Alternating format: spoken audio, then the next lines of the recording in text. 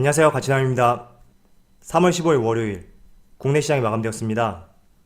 요즘에 날씨가 정말 많이 풀린 것 같아요. 오늘 낮에도 어제와 마찬가지로 상당히 따뜻하더라고요. 그래서 날씨뿐만 아니라 시장도 조금만 더 따뜻해졌으면 좋겠습니다. 자, 오늘 코스피 0.3%의 하락이 나왔고 코스닥은 0.2%의 상승이 나왔습니다. 지금 코스피의 흐름을 보시더라도 조금은 방향성을 잡지 못한 하루였다고 보여지거든요. 아무래도 이번 주에 FOMC 회의가 있기 때문에 이런 흐름은 조금 더 이어질 가능성이 높다고 그렇게 생각하고 있습니다. 이어서 삼성전자. 오늘 삼성전자는 1.2%의 하락이 나왔고 지수 대비 조금은 좋지 못한 모습을 보여준 것 같습니다. 반면에 LG화학. 오늘 2.3%의 상승이 나왔고 2차전지 관련주 중에서 오늘 상당히 흐름이 좋았거든요. LG화학하고 SK이노베이션. 여기에 대해서는 조금 뒤에서 말씀드려보겠습니다. 그리고 기아차. 오늘 기아차 3.6%의 강한 상승이 나왔습니다. 그리고 포스코. 대표적인 경기 민감주인데 오늘 마찬가지로 2.3%의 강한 상승이 나왔습니다. 자, 그럼 수급을 한번 살펴볼게요. 오늘 코스피의 수급을 살펴보면 기관과 외국인이 동반 순매도로 보여주었고 개인이 나홀로 순매수로 보여주었습니다. 자, 그런데 특이한 점이 무려 52거래일 만에 연기금이 순매수로 보여주었습니다. 금액으로 치면 1100억 규모의 순매수가 들어왔고 그리고 오늘 3월 중순인데 올해 처음 순매수입니다. 그래서 상당히 의미있는 매수자라고 보여지는데 가장 중요한 건 연속성이죠. 오늘 이렇게 매수자를 보여줬다고 해서 또 내일부터 지속적인 매도세가 나올 수는 있으니까 본격적으로 연기금의 매수자를 보여주기 시작했다. 이런 점보다는 조금은 연속성이 이어지는지 여기에 포커스를 맞춰서 한번 바라보셨으면 좋겠습니다. 이어서 코스닥. 코스닥도 마찬가지로 기관과 외국인의 동반 순매도가 있었고 개인이 나홀로 순매수를 보여주었습니다. 그리고 삼성전자는 기관과 외국인의 동반 순매도가 있었고 마찬가지로 개인이 나홀로 순매수를 보여주었습니다. 이어서 LG화학. 오늘 LG화학은 4거래일째 상승을 보여주었는데 기관과 외국인이 동반 순매수를 보여주었고 개인이 나홀로 순매도를 보여주었습니다. 그리고 기아차. 기아차 최근의 흐름을 보시면 이 거래를 제외하고 꾸준히 상승세가 이어지고 있거든요. 마찬가지로 기관과 외국인 오늘도 동반 순매수를 보여주었고 외국인은 지금 7거래일째 연속 순매수를 보여주고 있습니다. 그리고 포스코. 오늘 포스코도 외국인과 기관에 동반 순매수가 있었고 개인이 나홀로 순매도를 보여주었습니다. 자, 그럼 주체별 매매 동향에 대해서 살펴보도록 하겠습니다. 3월 15일 외국인이 가장 많이 매수한 종목은 기아차, LG화학, 삼성전자 우선주, 호텔신라, 효성첨다소재 이렇게 다수 종목을 순매수 상위 종목을 올렸습니다. 앞서 보여드렸던 기아차하고 LG화학을 가장 많이 매수했네요. 자, 이번에는 기관을 살펴보면 LG화학, GS건설, 호텔신라, 한국조선해양, 기아차 이렇게 다수 종목을 순매수 상위 종목을 올렸습니다. 마찬가지로 LG화학, 호텔신라, 기아차 외국인과 순매수 상위 종목으로 겹치는 종목이네요. 자, 그리고 이번에 연기금이 52거래일 만에 특별히 순매수를 보여주었기 때문에 오늘 과연 어떤 종목을 매수했는지 연기금의 매수세를 살펴보겠습니다. 자, 오늘 연기금이 가장 많이 매수한 종목은 포스코, 삼성바이오로직스, 한국조선해양, SK하이닉스, 기아차 이런 종목들을 많이 매수했죠. 그래서 연기금이 매수한 종목에 대해서 조금은 참조해 보시고요. 가장 중요한 것은 연속성이기 때문에 내일부터 조금씩 매수세가 들어오는지 이 점도 같이 체크를 해보신다면 좋을 것 같습니다. 자, 사실 지난주 금요일에 국채금리가 또 상승을 하다 보니까 미국 시장이 좋지 못한 모습을 보여주었습니다. 물론 많이 만회를 했었지만 이렇게 국채금리 상승에 대한 우려감이 오늘도 국내 시장에 영향을 미쳐서 시장의 방향성을 잡지 못한 하루였던 것 같습니다. 자, 그런데 과거에 이렇게 금리가 가파르게 상승을 보여주었다면 또 국내 주식시장은 큰 변동성을 보였을 것입니다.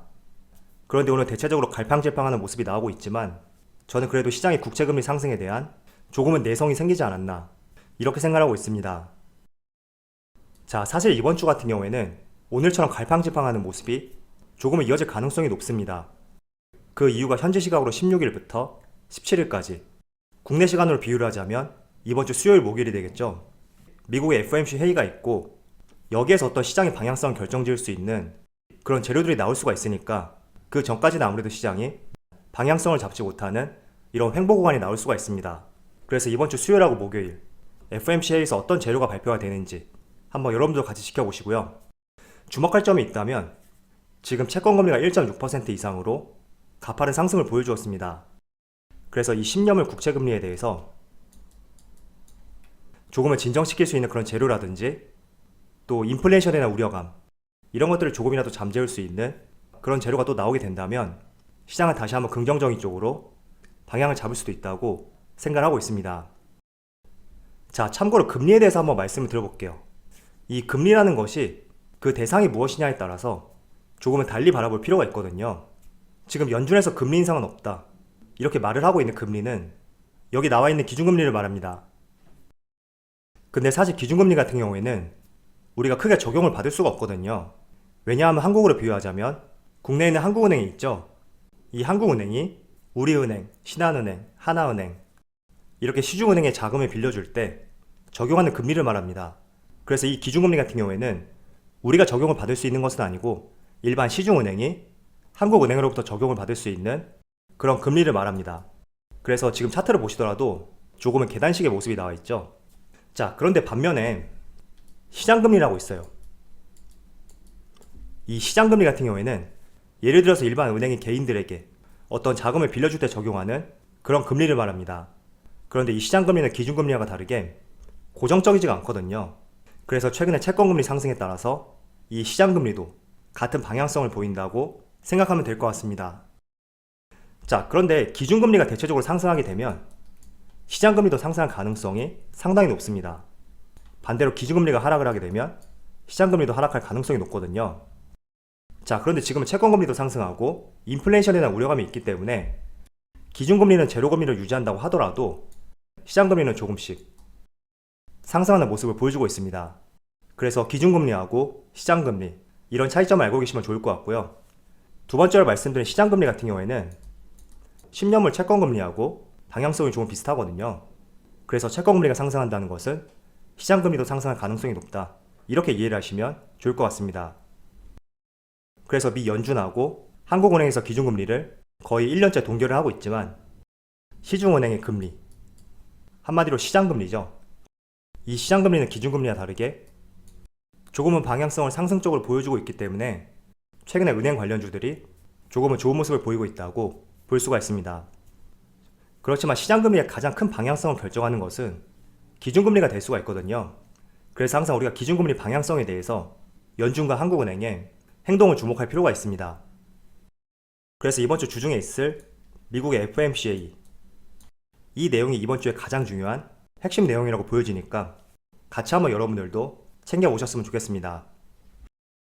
자, 이어서 오늘 LG에너지솔루션하고 LG화학이죠. 그리고 SK이노베이션 주가의 방향이 상당히 나뉘고 있거든요. 잠시 차트를 한번 볼게요.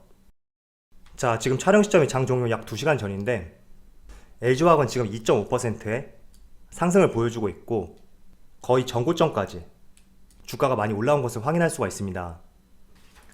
자, 반면에 SK이노베이션 오늘 무려 5% 이상의 강한 하락이 나오고 있고 전고점 대비 지금 거의 30% 가까운 하락을 보여주고 있습니다. 일단 같은 2차전지 관련주인데 오늘 이렇게 흐름이 나뉘는 이유에 대해서 말씀을 드려보면 지금 이 두 기업 간에 어떤 사건이 있는지는 다들 아실 거예요.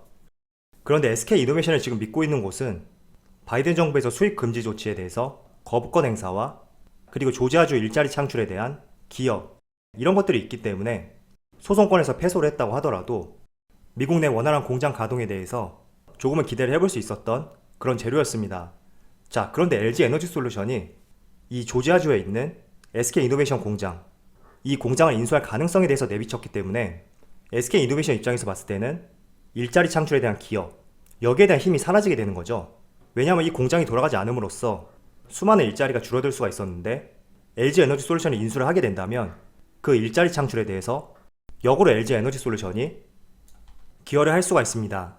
그래서 전반적으로 이런 부분이 지금 SK이노베이션의 주가가 약세를 보이게 만들었고 반대로 LG에너지솔루션은 미국 내에서 입지를 더욱더 견고히 할 수 있다. 이런 기대감들이 실렸기 때문에 오늘 주가의 방향성이 나뉘고 있다고 그렇게 볼 수가 있습니다. 자, 그래서 SK이노베이션 참 지금 어렵고 쉽지 않은 시점이다 이렇게 보여주고 있고요. 반대로 LG에너지솔루션 저는 굉장히 기대할 수 있는 요소들이 많다고 그렇게 보여주거든요.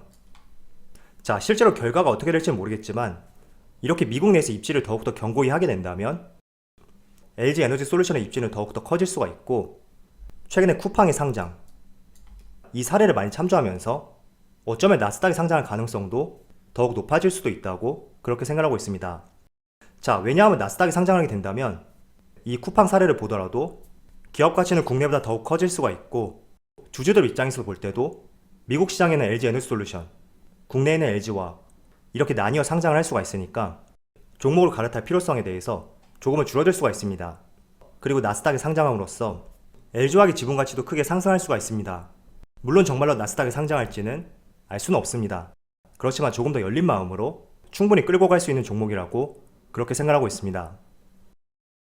자, 그리고 오늘 기아차 오늘 국내 시장의 방향성을 잡지 못하고 있었는데 7월달에 출시하는 기아차의 EV6 오늘 디자인이 공개됨으로써 주가가 좋은 모습을 보였습니다. 지난번에 현대차가 아이오닉5를 출시했습니다. 마찬가지로 EV6도 전기차 전용 플랫폼인 eGMP를 기반으로 한 최초의 기아차 모델입니다. 그래서 현대차의 첫 타자는 아이오닉5가 될 수가 있다면 기아차는 EV6가 될 수가 있습니다. 그런데 오늘 디자인을 공개했는데 상당히 괜찮더라고요. 그래서 이런 기대감이 오늘 기아차에 반영이 되어서 주가의 흐름이 양호하다 생각하고 있고요. 실제로 7월달에 출시를 하고 아이오닉5처럼 사전 계약이 성공적으로 이루어지게 된다면 현대차와 기아차 올해는 글로벌 점유율 4위를 기록했지만 내년에는 4위 이상을 기록할 수 있는 충분히 힘이 있는 종목이 될 수 있다고 그렇게 생각하고 있습니다. 자, 마지막으로 백신 접종률에 대해서 한번 말씀을 드려볼게요. 지금 이스라엘이 백신 접종률이 60%를 넘었거든요. 그래서 이스라엘 보건복지부에서 실외 공공장소에서 마스크 의무 착용을 해제하는 방안을 검토 중인 것으로 알려졌습니다. 물론 이런 결정이 잘 됐다 잘못됐다 이런 것을 말씀드리는 것은 아닙니다. 제가 말씀을 드리고 싶은 것은 국내에서도 지금 백신 접종률이 58만 명이 넘었거든요. 전체 인구로 봤을 때는 1%가 조금 넘는데 물론 이스라엘과 비교했을 때는 상당히 낮은 수치입니다. 그렇지만 백신 접종률이 1%가 아닌 5%, 10%, 나아가서 30% 이렇게 꾸준히 올라오게 된다면 저는 백신 접종률과 국내 소비 유통주들 비슷한 궤적으로 주가의 흐름이 움직일 수도 있다고 그렇게 생각하고 있습니다. 그래서 여러분들도 이런 점도 한번 생각해 보시면서 시장을 대응해 보자고 말씀을 드리겠습니다. 자, 오늘 전반적으로 시장의 방향성을 잡지 못했던 그런 하루였던 것 같습니다. 그래도 지난주 금요일 국채금리 상승과 함께 미국 시장의 하락폭을 봤을 때 어쩌면 조금 우려할 수 있었던 그런 하루가 될 수도 있었는데 조금은 선방했다는 측면에 대해서 점수를 부여해 보셨으면 좋겠습니다. 자, 그럼 오늘 영상에서 마치도록 하고요. 언제나 여러분들의 성공 투자를 기원하도록 하겠습니다. 감사합니다.